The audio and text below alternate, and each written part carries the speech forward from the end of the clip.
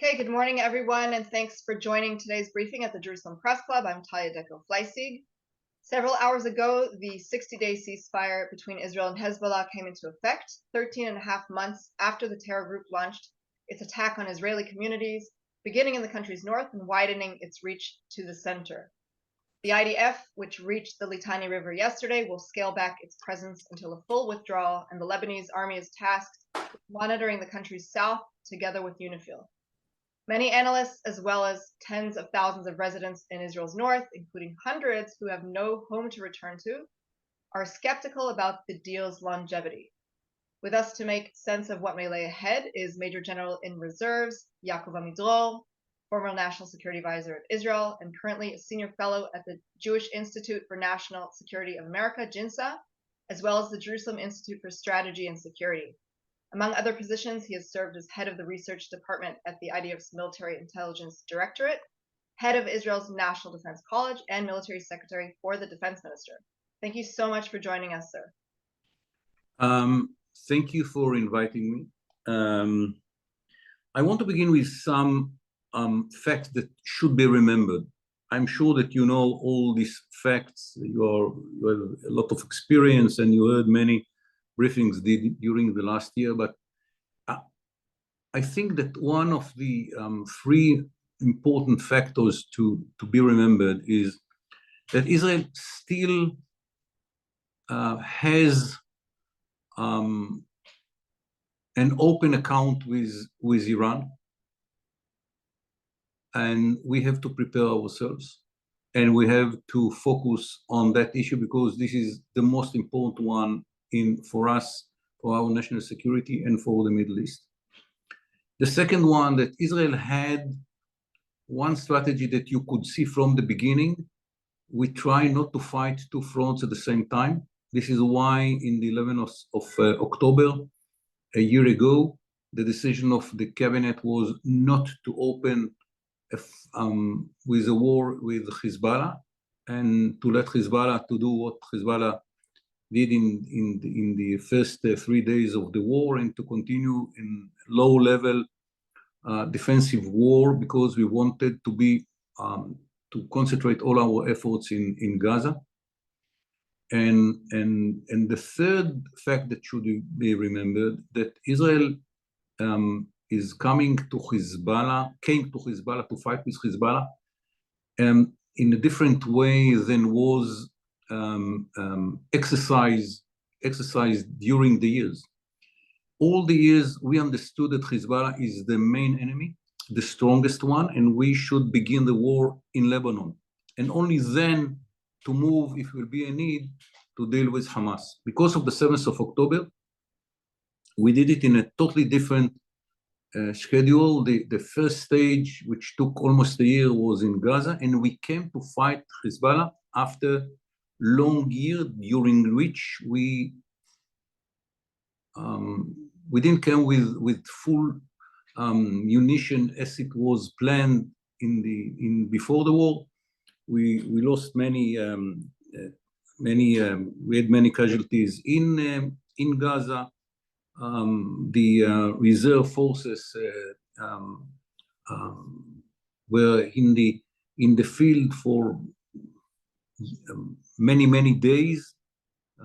Many of the reservists did more than 200 days in active duty, and so on and so forth. So Israel came to the war with Hezbollah, after losing huge energy came to the war in Lebanon after losing huge energy during the war in Gaza, and it was totally different from what was planned and exercised before the war. And after this 3 months of war with Hezbollah, the question of what is the burden that Israel can continue to bury is a very strong question. I think that I spoke with you after three or 4 months in the war in Gaza, and I told you there are 6 factors that should be considered before making decision about Lebanon, and one of them was the ability of the IDF to continue, and the ability of the economy of Israel to take the burden for a longer time. And I think that we came to a situation in which both answers are not so easy to answer. The economic side is very problematic. It was a very costly war.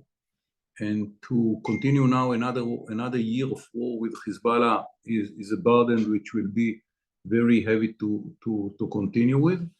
And the ability of the IDF to continue with the same level of intensity is also a question, because a lot is built on reservists that spend, as I told you, averagely more than 200 days during the last year in active duty, and the munition situation of the state of Israel, with some elements which we thought that we will get from the United States of America, and we are not, and so on and so forth. So in one side is the eyes on Iran, on the other eyes is the reality on the ground after a year of war in Gaza.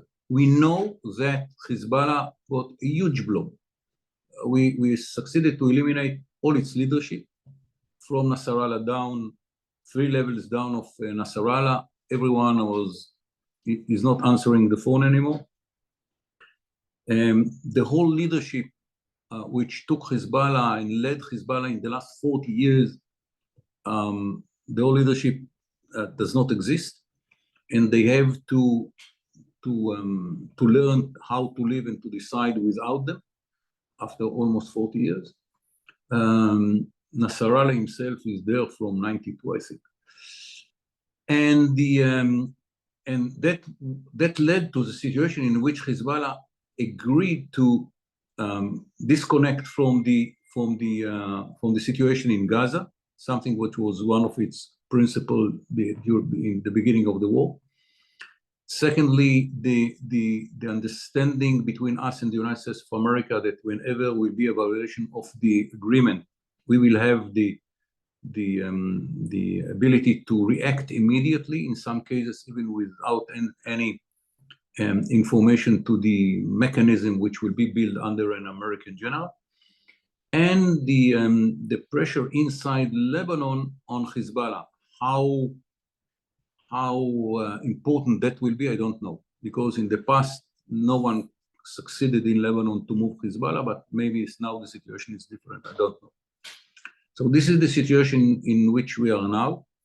But if I can say something about the agreement, the importance of the agreement is not about signing it, it's about implementing it. Is how Israel, the IDF, will react to violation, the first and the second and the third violation of Hezbollah. We should react without any proportion to the violation.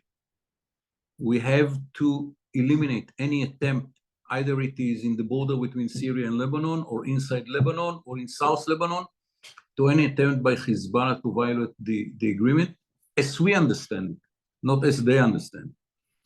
And the test is will be in the next few days, weeks, based on the reaction of the IDF. And it is a decision of the decision makers. It's not the IDF decision, and they will have to be very, very tough in their decision. It is not going to be easy. People around the world expecting for flourishing Lebanon and a real ceasefire, and we have to be sure that it is the ceasefire is implemented by Hezbollah as we understand that it should be implemented, and it's not going to be easy. And then now you can ask any question that you have. Great, thank you very much. There's a lot to unpack there, and it is very interesting to go back and see the previous discussions and how things have changed since then. With regards to Israel's legitimacy to strike back or to react to any violation, we also heard the Prime Minister yesterday saying that would be indeed the case, and now you're making the recommendation to follow through on that and to, of course, strike back in a significant way in order to deter an escalation of the situation. But what we've seen in the last few rounds, or what we've seen in the past, is that in fact Israel takes the decision to restrain itself in its reaction so as not to continue the cycle. How confident are you that the current government will take your advice and actually strike back disproportionately, as you had just mentioned? We have very bad reputation in this area. Ehud Barak said when he unilaterally retreated from Lebanon that whatever will be done, we immediately will react. He didn't. Arik Sharon said it about the unilateral retreat from Gaza, and we didn't. Yitzhak Rabin said it about the Oslo Agreement, and we didn't stop it when, at the first day, Arafat entered with a terrorist in his car to the West Bank. It was not even the West Bank yet, to Gaza. We have very bad reputation. And here the government will have to change the DNA of itself and the IDF, and to communicate with the people in Israel that they should understand that maybe it is very very weak agreement in which we have to make it stronger by fire. And for that we have to pay prices. We might have come to a situation in which we will be under fire again from Hezbollah. But I think that here to put the red lines very clearly, by fire, by killing Hezbollah attempt to rearm itself or to go down to South Lebanon, we should be ready to pay the price internationally, locally, and even to take risk for the IDF soldiers. But this is the real test of the agreement. The agreement is not a good one without it. It's a very bad one without making very clear red lines on the ground. So there are a few questions coming up about how the agreement came to pass. One journalist is referring to the side letter that the White House issued, which focuses also on Israel's right to defend itself against renewed threats, as you have stated, but also on intelligence sharing between the countries. What does this mean about the value of the deal if such an addendum is actually required separately? From my point of view, the side letter is more important than the agreement. The agreement is important to clarify what cannot be done by Hezbollah. For that, we need the agreement. But for our reaction to violation of the agreement, the side letter is much more important. And that gives us a lot of freedom to react even without any notification if we understand that it is immediate threat, or something that if we don't retaliate, if we are not retaliate immediately, we lose the ability to retaliate later. For example, if there is a convoy of munition crossing the border between Syria and Lebanon, and we identify, we don't have to notify anyone. We have to bomb the convoy, because otherwise we will lose the contact with the envoy, and then everyone can do whatever he wants. Nothing can be done about it. So we have to put on the ground the lines which will be understood by the Americans, by the Lebanese, and anyone who is connected to the agreement, the French and others, that when there is such an issue, we are acting immediately without notification, and then we will explain to whoever will ask questions. And this is why it is so important the next few days in which we have to draw the lines. I don't know how the government will do it, and if they will do it. As I said, we have very bad reputation, and they have to change the DNA of all the systems and to act immediately and forcefully. How will these red lines be any different in the past, when we saw Israel did indeed take its legitimacy to attack many convoys of weapons that were headed towards Iranian proxies? In this case, it was through Syria for a number of years. We saw constant reports of attacks that were attributed to Israel. And yet we're still in a situation where thousands of rockets are being used against Israeli citizens, many that probably still haven't been used. How can we really prevent the buildup of arms in this scenario? First about Syria, we are very active in Syria in the last almost 13 years, and I think that it was a huge success.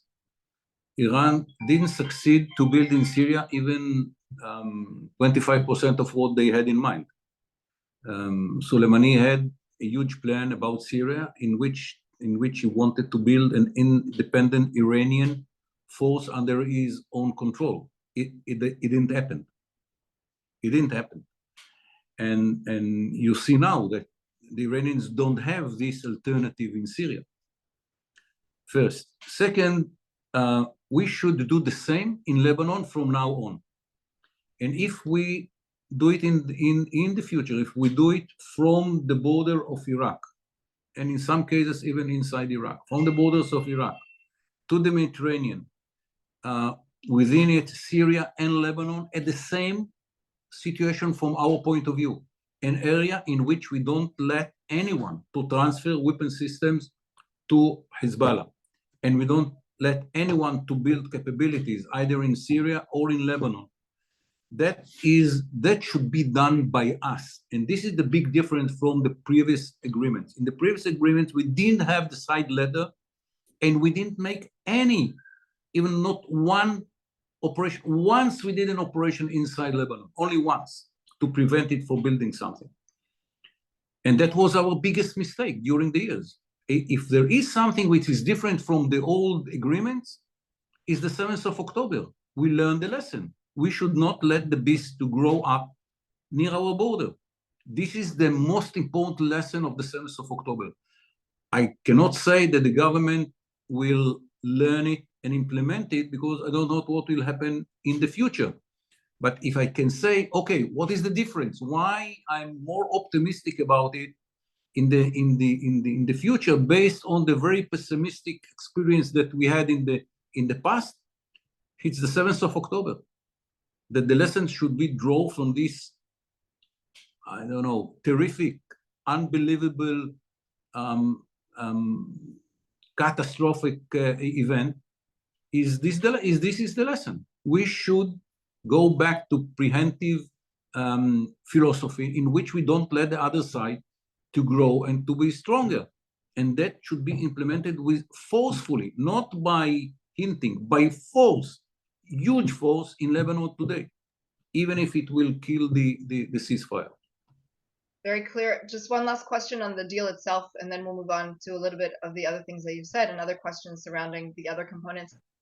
One journalist is asking, despite what you said before about the need that Israel's need to get to this point and sign a deal, do you believe that there were external pressures in getting Israel to sign the deal? Did it do so because of these pressures, or is this 100% Israel's interest? I think that if there was an external pressure, it came through the restrictions of the Americans of providing Israel with all the weapon system that we need. It put Israel in a weaker situation relating to some of these elements, and that was a problem that we are facing. And we hope that will be solved 2 months from now. I don't think that there was something stronger than that from the outside. I think that the calculation is mostly Israeli calculation. Okay, very clear. One journalist is asking if you think Israel is now in a better position to strike against Iranian nuclear sites, and why do you think that Netanyahu took a phased approach to the Iranian threat? I think that the last attack of Israel on Iran was very significant. We achieved what we wanted to achieve. We destroy what we want. We destroy what we thought that should be destroyed. But it is more than that. It exposed to the Iranians the fact that we have a strong defensive systems that they can harm us, but very very limited way, or very limited level, and we can destroy whatever we want in Iran. But the account is still open. There is a nuclear project there that should be taken. I don't know what will be the policy of the next administration in America, and we have to consider it when they will come and to negotiate it with them. And we have to make all the preparations that at the end of the day it will be an Israeli job to deal with this threat.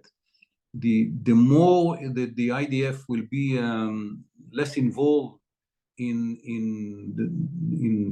other operations, the better, and the preparations will be, because at the end we have to remember Israel is a state with only 10 million citizens, and the burden is taken by 6 out of the 10. And we know that we have limitations. So this is why the strategy was to focus on one front during the war. We didn't go to Lebanon before we finished to dismantle Hamas in Gaza. And this is when we are dealing in the last few months with Lebanon. There are less forces in Gaza to deal with the continuation of smashing Hamas. Israel is a little country with limited resources, and now we can do whatever is needed and to focus on the Iranian issue. It's a challenge for the intelligence, for the Air Force. These are the two services which will take the burden of Iran. And now we can concentrate all our efforts there to be better prepared to deal with the Iranian threat. We don't know what will be the reaction of the Iranians. They're still saying that they will react. I don't know what does it mean. If the reaction is just assassination of a rabbi in UAE, it says something about their capabilities. I'm not sure, by the way, that it is Iran operation. I don't know. But we are still waiting to see what will be the reaction of Iran, but without any connection to the reaction of Iran, we know that we have a job to finish in Iran relating to the Iranian nuclear project. Right, but beyond the nuclear issue, of course, there's as you mentioned, whether it was Iran or not, in terms of Israelis' safety abroad in other countries. Do you foresee other kinds of attacks, whether it's a major bombing of a certain Israeli or Jewish location, in reaction to this deal and its aftermath, which you're saying, Israel is going to do its best to kind of choke the spread of weapons to our immediate countries in the region, but of course there are Israeli targets around the world, and how likely do you think that could be their next step? It's a good opportunity to say something about Iran. Iran is a very serious, strong state with deep state from the positive point of view, with academia, with a strong army, with a system, with procedures, and so on and so forth. It's a real state. Iran now is much weaker than a year ago. They lost totally one proxy. It's in Gaza, the combination of Hamas and Islamic Jihad. They lost Hezbollah as a proxy. Hezbollah is strong, is not as weak as Hamas, is still very strong organization, but not as a proxy that can deter Israel. That was the whole idea, to build Hezbollah, to deter Israel. Hezbollah is no deterrence anymore. We know how to cope with it. We know what its weakness points, and we know how to continue to destroy it if will be a need. They lost Hezbollah as an asset against Israel. Yes, Israel will have to fight with Hezbollah. Israel will have to sacrifice for this, continue to destroy Hezbollah, but it is not an asset which serves the Iranian needs to deter Israel. We cross this line. So Iran is weaker from that point of view. The proxies do not exist. They have the Houthis and they have the Shiite militias in Iraq, but these are not strong factors. Now it is between Israel and Iran. And the Iranians, that was their nightmare. They didn't want to be exposed. They wanted the proxies to do the work. They built a ring of fire around Israel, and they thought that the ring of fire will crumble Israel. And it happened, living on all the year. It's clear that didn't work. Iran is not crumbling. Hamas does not exist as a threat to Israel. It exists as a threat inside the Gaza Strip. Hezbollah cannot deter Israel anymore. That is a lost case. And now the Iranians will have to think about the war, direct war between them and Israel. Yes, they are looking for Jews all around the world to kill as many Jews and Israelis that they can. And if they find tomorrow Israel travelers that are flying somewhere in Sri Lanka, surfing in the sea, they will kill them. Because they understand how weak they are, any target of Israelis or Jews is relevant and legitimate from their point of view. And you could see it. We told the Israelis leave Sri Lanka because we knew that there is a group of Iranians proxies which try to kill Israelis. I mean, Israelis are surfing in the sea, not any connected to any military combination. Yes, if you ask about that, it is a higher threat to Israelis and Jews all over the world. So that's very clear and, of course, very unfortunate for us.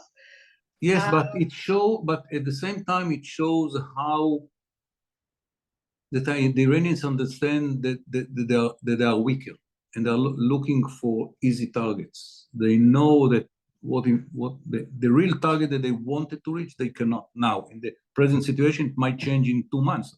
I'm not optimistic about it. The Iranians know how to learn and to draw lessons and to be better prepared in the future. But at the moment, they are very weak.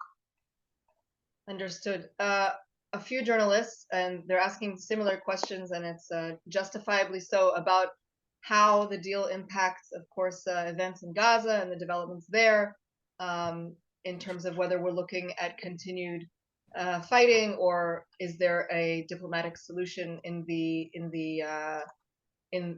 near future, further down the line. And I'll add a second question that connects to what you were first saying about Israel's ability to continue its fight and the state of the economy and the use of the reservists. How long Israel can actually allow itself to continue this front in Gaza, which has lasted for 13 and a half months. The first question, the real answer is that we don't know. No one knows how it will affect the remnants of Hamas in Gaza. It will be clear for them that they are alone.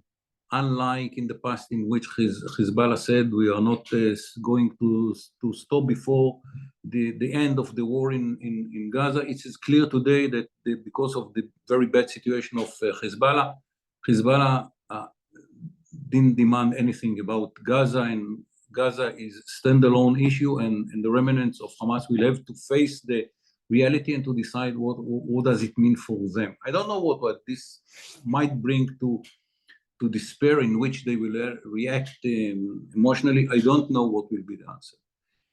What is clear that unlike Lebanon, if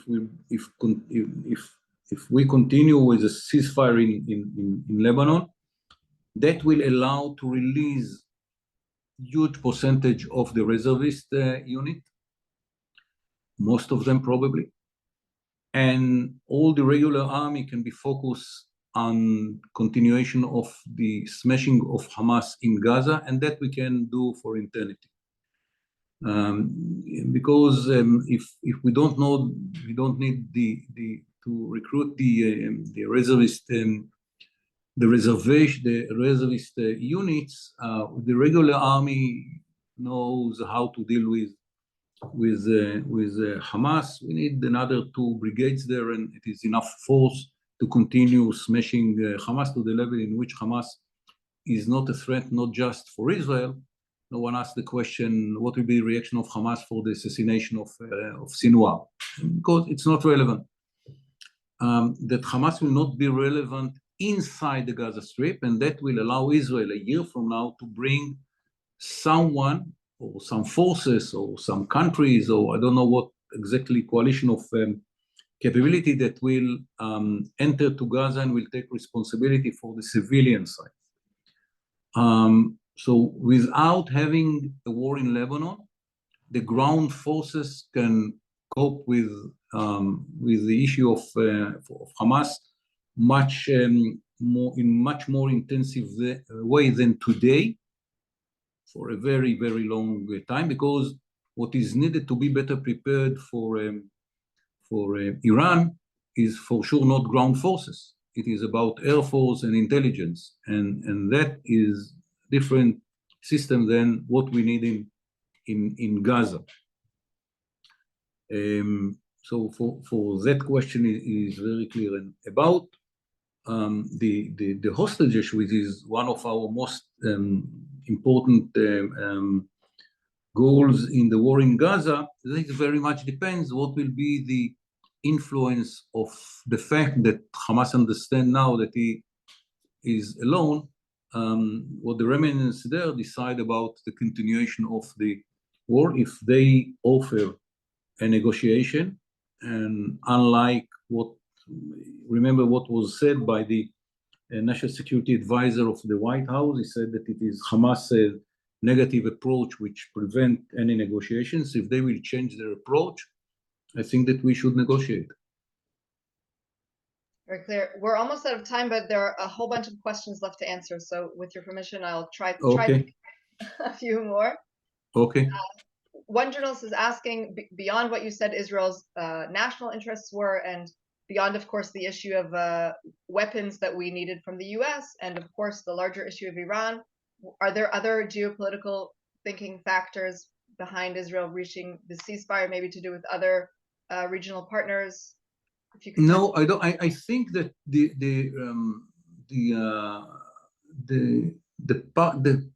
how to call it, the potential partners of Israel in the region would be very happy if Israel continue to kill and to destroy Hezbollah.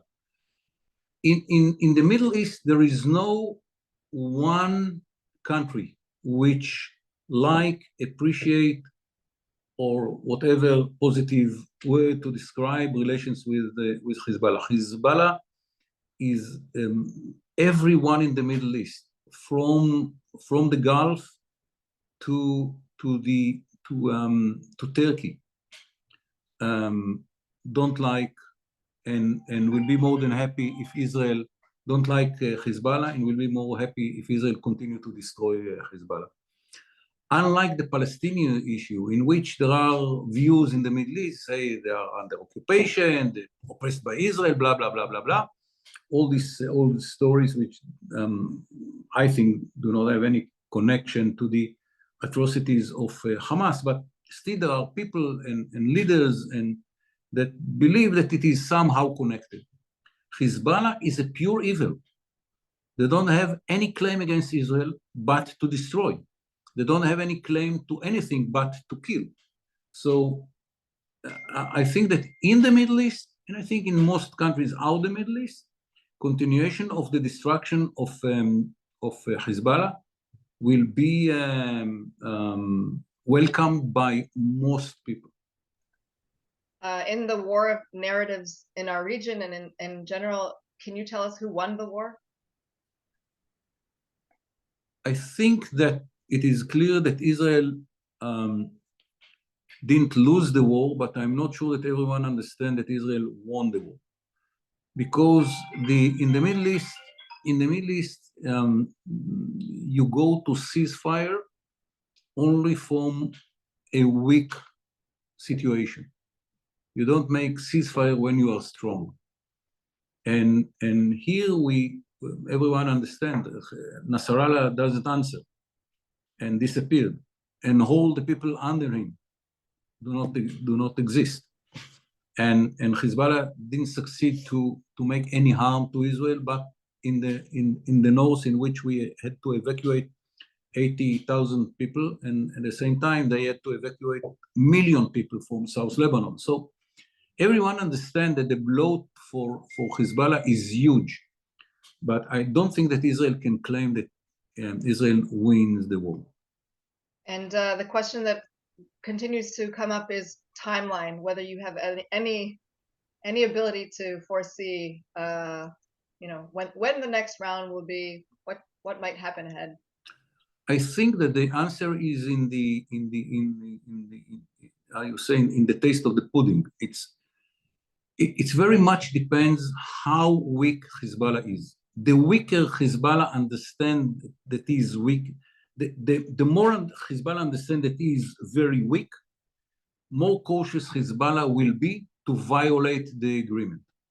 And if we don't see a violation of the agreement, we will not have any excuse to open with fire, and it will be a long ceasefire. The minute that Hezbollah feels that it is strong enough to violate the agreement, then it's the end of the ceasefire. From my point of view, my advice will be it's the end of the ceasefire. And it's very much connected to the reaction inside Lebanon, because if there is a genuine pressure on Hezbollah from within Lebanon, that might help to take the ceasefire for a longer time. Very clear. One last question, because we're definitely out of time, but we could do this forever. Something to do with Israel's internal issues. Do you think that public trust can be restored in the executive, in the army, given the events of the past year? I think that in Israel there is very interesting phenomena. People are trusting the army, they don't trust the leadership of both the civilians and the army. And again, here it's 50-50. Remember that if tomorrow, according to all the polls, with all the problems of polls after the elections in America and Israel, we have to be very careful about polls. But if you take the polls seriously, still the Likud, which is the leading party in the present coalition, they have, if I'm not mistaken, 25 seats in the Knesset, and all the other parties have less than that. And what will be and we have an experience in relating to polls. The polls intend to like in America, to be more for the liberal and side of the mat, and less for the conservative side of the mat. Why? Good question. I don't have an answer to, but it's true about the history in Israel and the history in America, or at least the last elections in America. I don't know if that will be restored. I think that at the end we will have a formal investigation of the whole issue, because after such an horrified mistake and results, it cannot go without a very thorough investigation. How and when and so on, it's an open question, but it will happen. The Israeli public will not let it go without an investigation. How to build an investigation that will be trusted by the majority of the Israelis? Good questions. Because of the different views inside Israel, it's not easy to find a group of people which will be trusted by all the Israelis, or the majority of the Israelis. So this is a good question. I don't have an answer to, but I believe that will happen. I think that apparently the main test now for the government is not the ceasefire. Ironically, is not the ceasefire. Is the ability to rebuild the north, to allocate enough money, and to be very unbureaucratic in its approach, which is not easy because of the whole system in Israel. It's a very bureaucratic one with the limitations from the legal point of view, limitations from other point of view, and so on and so forth. But here we have to be very strong with our decision to allocate the money and to do the job with minimum bureaucracy. And to say the last three words, or the last two words in Hebrew, it's almost impossible because it's a very bureaucratic system. At some point, we should have a briefing on just how bureaucracy impacts the ability to do national security. This is not a question, but a clarification from the Washington Post in terms of whether something you said before, whether you see a hostage deal in the cards soon. If the Hamas will be ready to negotiate, unlike in the last few attempts by the Americans and others, Israel should negotiate. I don't know what will be the results, but Israel should know very seriously to be ready to pay high prices.